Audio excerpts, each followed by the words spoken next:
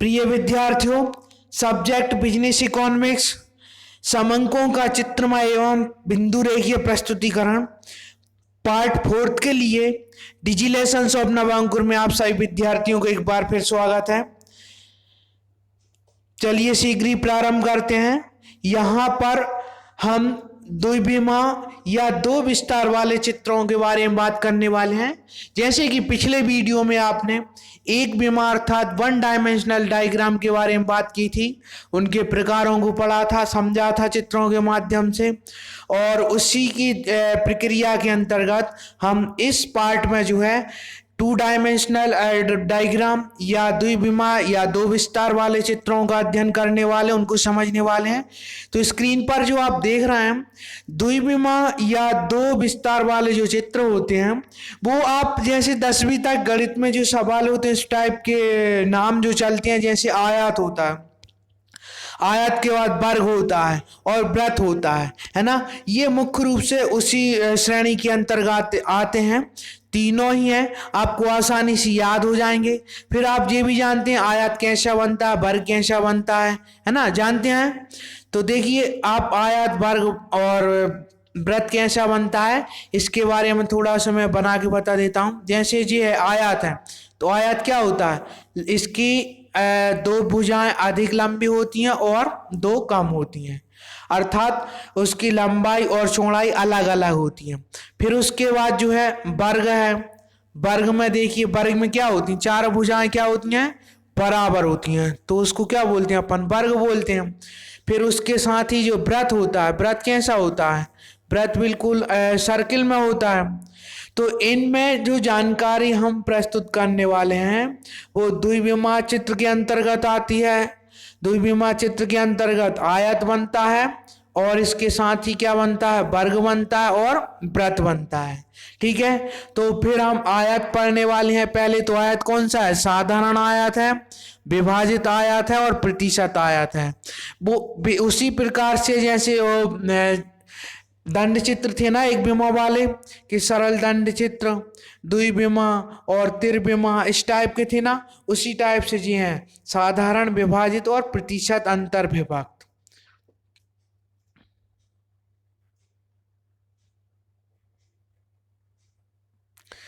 यहाँ पर स्क्रीन पर भी दिया है इसके बारे में, देखिए इसको थोड़ा सा पढ़ के और अच्छे से अंदाजा लगाया जा सकता है कि द्विविमा या टू डायमेंशनल जो ग्राफ रहेंगे, चित्र रहेंगे, उनमें दंडों की जो लंबाई और चौड़ाई जो है, चौड़ाई अथवा मोटाई दोनों ही आधार पर मूल्यों का प्रदर्शन किया जा सकता है। ये जो लिखा हुआ है लंबाई चौड़ाई, ये बहुत महत्वपूर्ण शब्द है, इसी को अपन टू डायमेंशनल का आधार मान सकते हैं।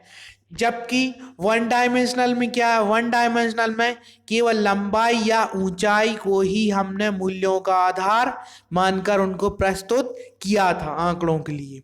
ठीक है ना, तो ये इसमें अंतर रहेगा। वन डायमेंशनल में केवल हाइट्स देखी जाती है, हाइट्स के आधार पर समंकों को प्रस्तुत किया जाता है दंडों के रूप में। जबकि टू डायमेंशनल में क्या रहता है, उनकी चौड़ाई और लंबाई के आधार और मोटाई के आधार पर मूल्यों का प्रदर्शन किया जाता है ना। वैसे भी आप समझ गए हैं आयत क्या होती है, आयत लंबाई चौड़ाई अलग होती है, और वर्ग क्या होता है, वर्ग की चार भुजाएं बराबर होती हैं, और वृत्त होता है। तो इस प्रकार से जो चित्र बनेंगे वो क्या रहेंगे, टू डायमेंशनल ग्राफ रहेंगे, डायग्राम रहेंगे। ठीक है, यहाँ पर दिए भी हैं कि टू डायमेंशनल जो ग्राफ है, डायग्राम है, वो किस प्रकार के हैं, आयत में है ना, आयत है और वर्ग है, ये ध्यान रखना। कौन से, आयत, वर्ग और वृत्त, ये तीनों ही हैं। फिर आयत के अंतर्गत है सरल आयत चित्र, कौन से, सिंपल वाले हैं या अंतर्विभक्त हैं या विभाजित हैं। इसमें लिखा है साधारण है, विभाजित, प्रतिशत, अंतर्विभक्त है। तो वह आयत चित्र रहेगा, आयत में भी अलग अलग विभाजन हो सकता है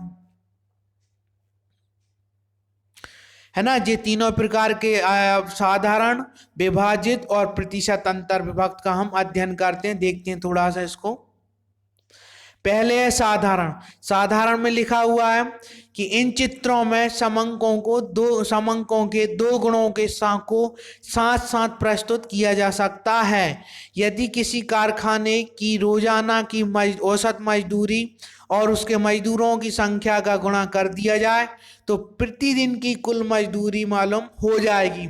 और इस सूचना को हम जो है 2 डायमेंशनल डायग्राम के माध्यम से प्रस्तुत कर सकते हैं।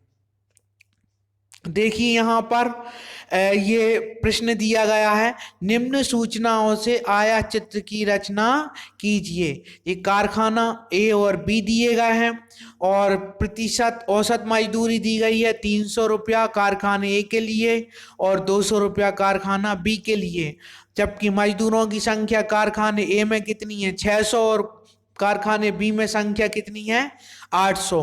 इस प्रकार से हम देखते हैं स्क्रीन पर आप देख रहे हैं मजदूरों की औसत कुल मजदूरी का आयत चित्र द्वारा प्रदर्शन किया जाता है।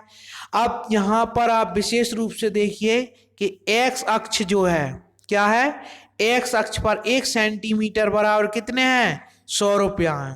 ठीक है, एक्स अक्ष पर 1 सेंटीमीटर बराबर कितने हैं 100 रुपया। और वाई अक्ष पर, एक्स अक्ष इसका ध्यान रखना यहाँ पर है, यहाँ पर कितने हैं अक्ष 100 सेंटीमीटर बराबर 1, मतलब ये जो बने हुए हैं जैसे 1 सेंटीमीटर बराबर इतने हो गए, 2 सेंटीमीटर बराबर क्या हो जाए इसकी चौड़ाई बढ़ जाएगी और 3 सेंटीमीटर बराबर और अधिक हो जाएगा। तो ये चौड़ाई के आधार पर सेंटीमीटर दिए गए हैं एक्स अक्ष पर। फिर वाई अक्ष पर जो दी गई है मजदूरों की संख्या वो किस में दी गई है ऊंचाई में। वाई अक्ष पर 1 सेंटीमीटर बराबर कितने 100 मजदूर दिए गए जी। यहां पर मजदूर 100, 200, 300, 400, 500, 600, 800। ठीक है, तो वाई अक्ष पर मजदूरों की संख्या दी गई है ऊंचाई पर और एक्स पर क्या दिया गया है मजदूरों की संख्या दी गई है 100 सेंटीमीटर बराबर, 200 बराबर, 300 बराबर जी। इसकी चौड़ाई अधिक है, इसकी चौड़ाई कम है, तो ये है। तो हम देखते हैं कारखाना ए, कारखाना ए में आप देखिए कारखाने ए में जो है कितने मजदूर लगे हैं 300। तो हम इसके 3 कॉलमों के आधार पे भी तो इसको कर सकते हैं, कितने हो गए 300, 100, 200 और 300। फिर इसकी ऊंचाई देखते हैं, ऊंचाई कितनी है, ऊंचाई ये जो 600 लिखे हैं ना तो इसकी ऊंचाई कितनी हो जाएगी 600 और ये कितने हो जाएंगे 3 गुना हो जाएंगे एक प्रकार से 100, 200 और 300। फिर इसी प्रकार से कारखाना बी देखते हैं हम, कारखाने बी में देखिए, कारखाने बी में इसकी तुलना में कितना है आधा है 100 और 100, 200। फिर इसकी ऊंचाई देखते हैं कितनी है, ऊंचाई 800 है। तो इस प्रकार से हम जो है 2 डायमेंशनल वाले जो चित्र रहेंगे, डायग्राम रहेंगे, उनको हम प्रस्तुत कर सकते हैं।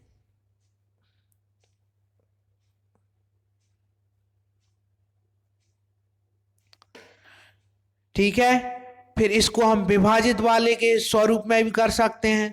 विभाजित में भी देखिए आप कितने गुणों के आधार पर प्रस्तुत किया गया है। इसमें देखते हैं हम कि निम्न समंकों को विभाजित आयत चित्र द्वारा प्रदर्शित कीजिए। तो इसमें कितनी सारी जानकारी है, जैसे कि मूल्य प्रति इकाई दिया है ए में 40, फिर बेची गई मात्रा दी गई है इतनी इकाइयाँ, कच्चा माल दिया गया है, अन्न उत्पादन व्यय दिए गए हैं, वो लाभ दिया गया। मतलब एक साथ जो है 5 जानकारियाँ दी गई हैं। इन 5 जानकारियों को हमको चित्रों के माध्यम से एक साथ प्रस्तुत करना है। अब क्या किया इनने, देखते हैं हम 500 इकाइयों और 300 इकाइयों के लिए अलग अलग इनने सूचना तैयार की है। कच्चे माल की लागत देखिए कुल रुपए में कितनी है 5000 है, अन्न उत्पादन व्यय कितने हैं 7000 हैं, तो लाभ कितना लिखा इनने 8000 लिखा।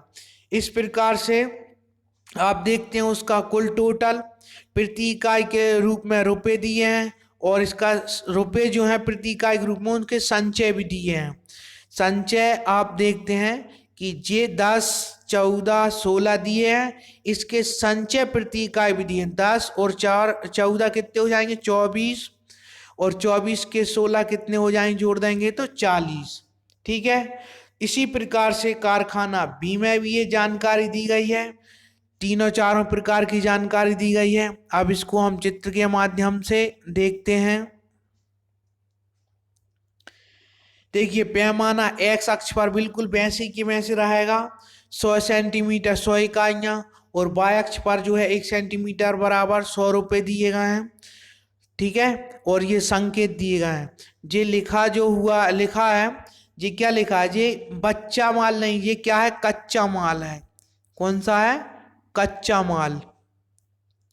ठीक है, ये लिखा है वो कौन सा है, कच्चा माल। अन्य उत्पादन व्यय है और लाभ है। तो ये संकेत दिए गए हैं। हम देखते हैं कारखाना ए। कारखाना ए में हम ऊंचाई देखेंगे, ऊंचाई देखते हैं हम, लागत एवं लाभ के प्रतिशत के रूप में दी गई है। लागत एवं लाभ के प्रतिशत के रूप में अलग अलग दी गई है। जैसे सबसे पहले कच्चा माल, कच्चा माल कितना लगा हुआ है, देखिए आप, कच्चा माल लगा हुआ है 10 यूनिट। फिर उसके बाद अन्न उत्पादन व्यय कितने लगे हैं, ये देखते हैं अपन 20 से अधिक लगे हैं, है ना। फिर उसके बाद देखते हैं अपन उसका लाभ, लाभ ये देखिए आप, लाभ कितना है, इतना है, कितना है, 20 से थोड़ा सा अधिक और 40 तक है, तो ये लाभ है। अब इसकी अपन चौड़ाई देखते हैं किस प्रकार से है। 1 सेंटीमीटर बराबर 100 थे, तो अपन ने इसमें कितने कर दिए, 1 2 3 4 कॉलम कर दिए, और इसकी ऊंचाई भी कंप्लीट हो गई है। फिर कारखाना बी में देखते हैं। कारखाना बी में भी इसी प्रकार से 1 2 3 कॉलम बन गए। पहले कच्चे माल का प्रतिशत है, फिर उसके बाद अन्न व्यय है, और लास्ट में जाकर लाभ है।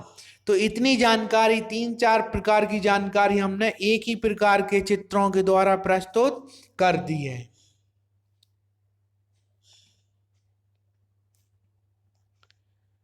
धन्यवाद।